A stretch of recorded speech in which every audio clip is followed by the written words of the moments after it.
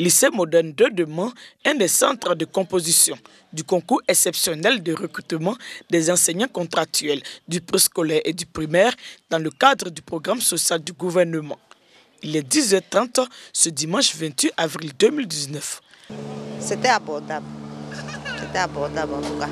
10h45, la ministre de l'Assainissement et de la Salubrité, Anne-Désirée Ouloto, arrive sur les lieux pour le lancement officiel. La question de l'éducation est une question hautement essentielle pour le gouvernement. Le président de la République, vous le savez bien, a institué l'école obligatoire pour tous nos enfants de 6 à 16 ans. Et en même temps que nous rendons l'école obligatoire, il nous appartient de prendre les mesures nécessaires pour que ce soit une mesure équitable, afin que tous les enfants de Côte d'Ivoire bénéficient d'encadrement et d'un encadrement adéquat. À Mans, ce sont au total 4155 candidats qui prennent part à ce concours exceptionnel.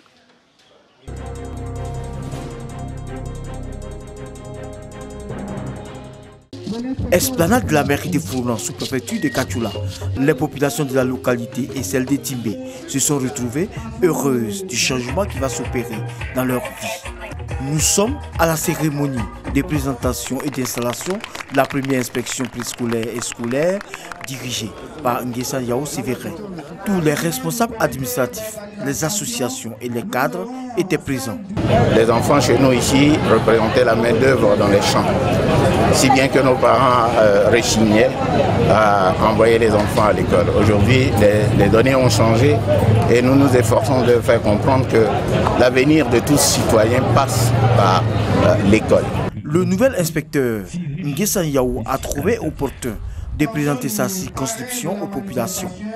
Il entend ainsi rapprocher d'elle ses services. Avec un effectif de 6350 élèves et 3 secteurs pédagogiques, il espère atteindre un taux de 100% de scolarisation et de réussite. Pour atteindre cet objectif, les parrains de la cérémonie ont offert à l'IEPP de Fronan 2 imprimantes, 3 ordinateurs, 2 splits et plusieurs autres dons.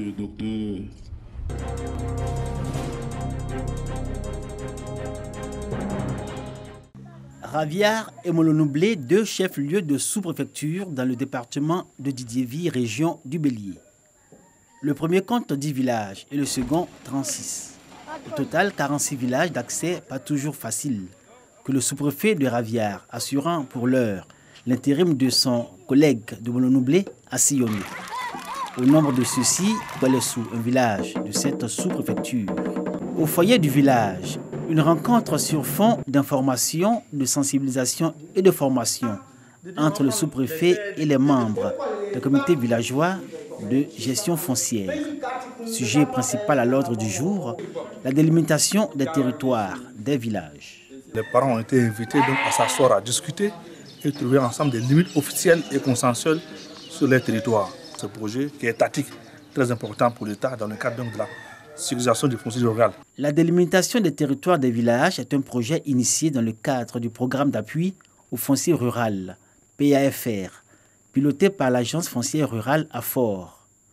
Sur le temps consacré à la pédagogie, le sous-préfet de Raviard a expliqué au comité villageois de gestion foncière les objectifs du projet, l'intérêt et la nécessité de sécuriser leur patrimoine foncier. On nous dit que nos limites, c'est le naturel, c'est une telle rivière, c'est tel bois, c'est tel rocher. Mais nous n'avons pas de cartographie proprement dite. Mais avec cette opération, nous allons voir les limites de nos parcelles. À la fin de l'opération, il y a ce qu'on appelle la cartographie, la carte du village qu'on remet au sous-préfet et au chef du village. Donc il n'y a pas de document pour un individu. Il ne s'agit pas d'une opération de délivrance de certificat foncier ou de titre foncier à quelqu'un. Donc pour le moment, c'est une opération purement administrative. Il s'agit de l'opération de délimitation des territoires des villages. Dans le département de Didiéville, l'opération de délimitation des territoires des villages prend fin le 17 juillet 2019. La tournée du sous-préfet de Raviard aura permis d'apporter une réponse claire aux interrogations des populations. Les cadres et les élus du département de Didiéville sont invités à apporter un appui au processus en termes d'explication et de sensibilisation.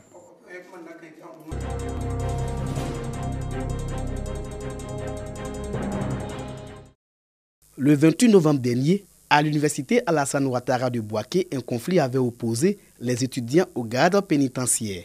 Plusieurs blessés et de nombreux dégâts matériels enregistrés. Une triste situation qui a suscité la tenue d'une conférence le samedi dernier. Pacification de l'espace universitaire, résolution et mode de gestion des conflits était le thème abordé au cours de ces échanges. Conférence organisée par l'ONG Planète Paix.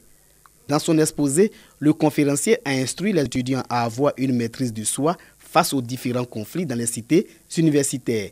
Nous avons des règles de fonctionnement à l'université et chaque conflit, selon sa nature, sa spécificité, peut se régler conformément au règlement intérieur et au fait que nous avons conscience que nous sommes une communauté particulière.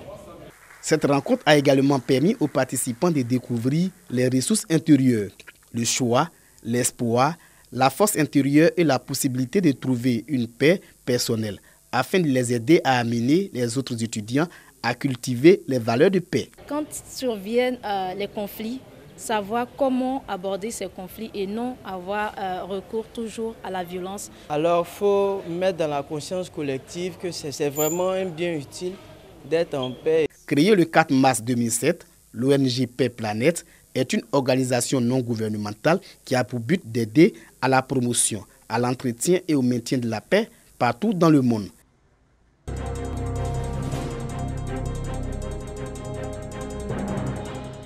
Wawakoro, localité située à environ 7 km de Tumodi.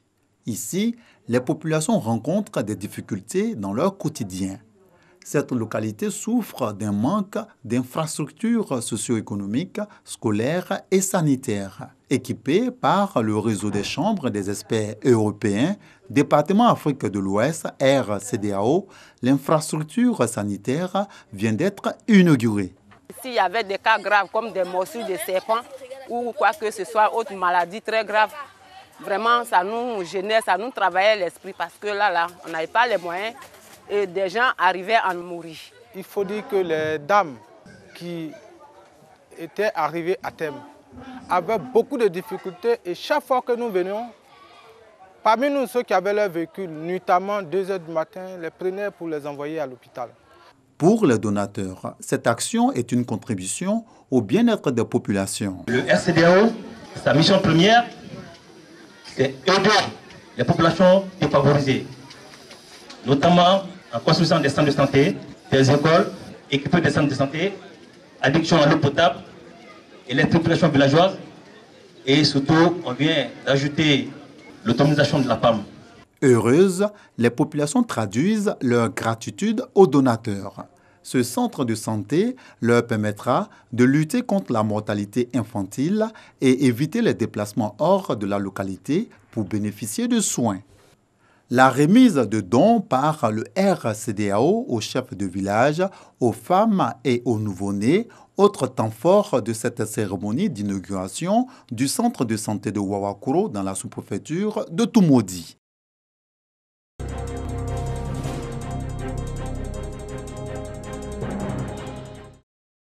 Commune de Bingéville, en Gourankwa, en bordure de lagune ébriée. La quiétude du quotidien est troublée ce jour. Dans les concessions, les femmes s'affairent sur des mets particuliers. Car c'est jour de fête.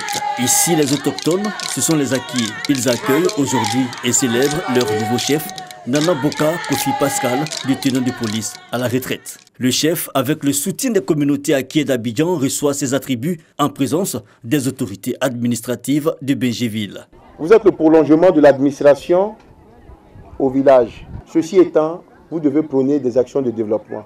L'intronisation du 5e chef, occasion d'échanger sur les potentialités, les difficultés et les projets de développement d'Angourankwa. Cette intronisation pour nous est la bienvenue parce qu'elle marque une étape importante du développement du village d'Angourankwa. La première des choses, c'est de désenclaver Angourankwa. Nous sommes à 10 minutes des 2 agglomérations de Cocody et de Bergerville et nous n'avons pas de route normale pour descendre à Angourankwa. Le nouveau chef du village doit continuer à créer la cohésion entre les fils et filles du village. Cet arrêté est très important en ce sens que ça nous protège et ça nous permet aussi de régler certains litiges au niveau du village. Fondé en 1917 par le patriarche Yapi Pierre Angoran, le village d'Angorankwa compte 1000 habitants et reste un exemple de cohésion sociale au vu du métissage pluriethnique de ses populations.